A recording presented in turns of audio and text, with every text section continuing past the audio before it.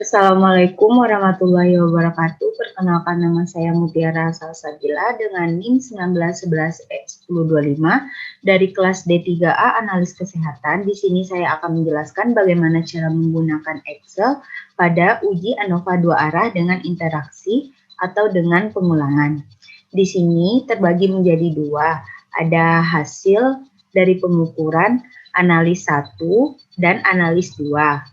Nah, sehingga variabel independen di sini ada dua, berdasarkan merek pH meter dan berdasarkan analis. Nah, karena ada dua variabel independen yang dijadikan perlakuan, maka disebut dengan ANOVA 2 arah. Dan di sini ANOVA 2 arah yaitu dengan pengulangan masing-masing analis melakukan pengulangan sebanyak 5 kali. Pertama, kita akan melakukan uji hipotesis terlebih dahulu. Nah, di sini uji hipotesisnya ada dua, yaitu uji hipotesis yang pertama yaitu H0 diterima dan H1 ditolak jika F hitung kecil dari F tabel, dan uji hipotesis yang kedua H1 diterima dan H0 ditolak jika F hitung lebih besar daripada F tabel. Nah, maka di sini akan mencari F hitung dan F tabelnya. Tentu saja karena ini ANOVA 2 arah hasil pengukuran terhadap dua variabel independen ini. Nah, langkah yang pertama yaitu kita lakukan adalah dengan cara klik data,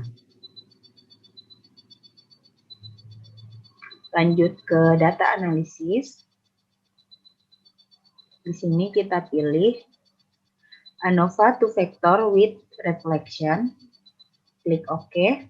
Lalu kita input range di sini, klik panah, lalu kita blok data.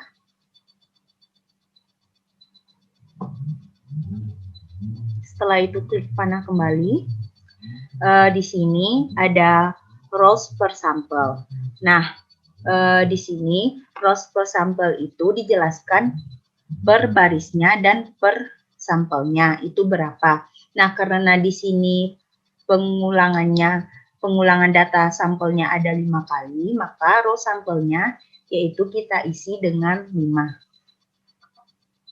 Lalu di sini alfanya ada 0,05, output range-nya kita pilih, klik panah, lalu kita tempatkan di sini, klik panah kembali, lalu apabila pengaturan sudah seperti ini kita klik OK. Nah, di sini sudah ada data mulai dari ANOVA merek pH meternya atau berdasarkan analisnya. Nah, selanjutnya, di sini merupakan ANOVA 2 arah dengan interaksi.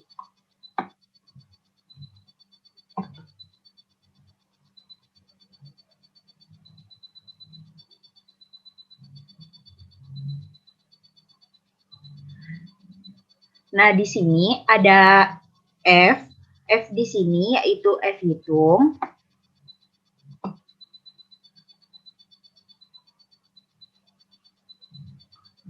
Setelah itu di sini juga ada F grid atau F critical. Ini merupakan F tabel.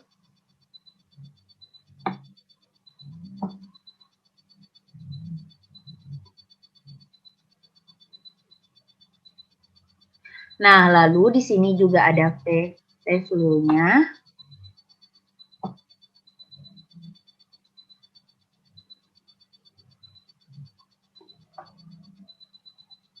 Nah, karena ini dengan pengulangan, maka value-nya ada 3. Nah, di sini juga ada sampel. Sampel di sini kita bisa ganti dengan baris atau analis. Ini juga bisa kita ganti dengan kolom atau merek pH meter.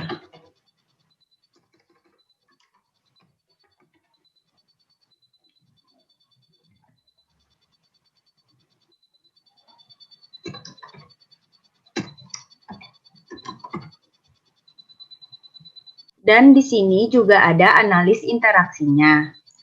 Nah, maka uji hipotesisnya Untuk analis tidak ada yang perbedaan yang signifikan karena di sini nilai F hitung lebih kecil daripada F tabel dan untuk kolom